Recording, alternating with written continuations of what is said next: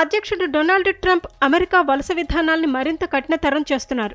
ఈ క్రమంలో ఆయన తీసుకుంటున్న పలు నిర్ణయాలు వలసదారుల గుండెల్లో రైళ్లు పరిగెత్తిస్తున్నాయి. ప్రధానంగా H-1B వీసాదారులు స్వదేశానికి వెళ్తే తిరిగి అమెరికాలో కాలు పెట్టేది అనుమానంగా మారింది. ఈ నేపథ్యంలో ప్రముఖ టెక్ సంస్థలు గూగుల్, మైక్రోసాఫ్ట్, అమెజాన్ అప్రమత్తమయ్యాయి. తమ కంపెనీల్లో పనిచేస్తున్న H-1B వీసాదారులను అప్రమత్తం చేస్తున్నాయి. అమెరికాను వీడొద్దని, వెళ్తే తిరిగి రావటం అంత సులువు కాదని హెచ్చరిస్తున్నాయి.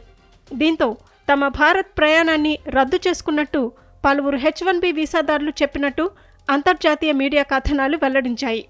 అమెరికా పౌరులు మినహా మిగతా అందరూ అక్రమ వలసదారులే అన్న భావన ప్రస్తుతం అక్కడ నెలకొని ఉందని భారతీయ వలసదారులు చెబుతున్నారని వార్తా కథనం తెలిపింది.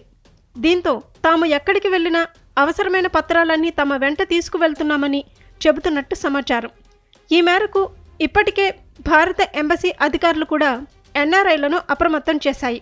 వలసదారులంతా తమ స్వదేశీ పాస్పోర్టుతో పాటు అన్ని పత్రాలను ఎల్లప్పుడూ వెంట ఉంచుకోవాలని సూచించారు. Green card, visa, re entry permit, employment verification letter, federal income tax చెల్లింపులు, వేతన స్లిప్పులు వంటివి సరిచూసుకోవాలని పేర్కొన్నారు.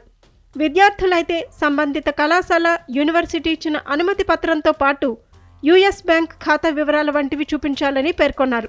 H-1B వీసా అనేది అమెరికాలో పనిచేయటానికి విదేశీ వృత్తి నిపుణులకు ఇచ్చే ఒక తాత్కాలిక వీసా.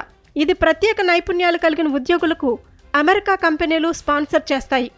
H-1B వీసా ప్రోగ్రాం కింద లాటరీ సిస్టమ్ ద్వారా ప్రతి ఏటా 65,000 వీసాలను జారీ చేస్తున్నారు.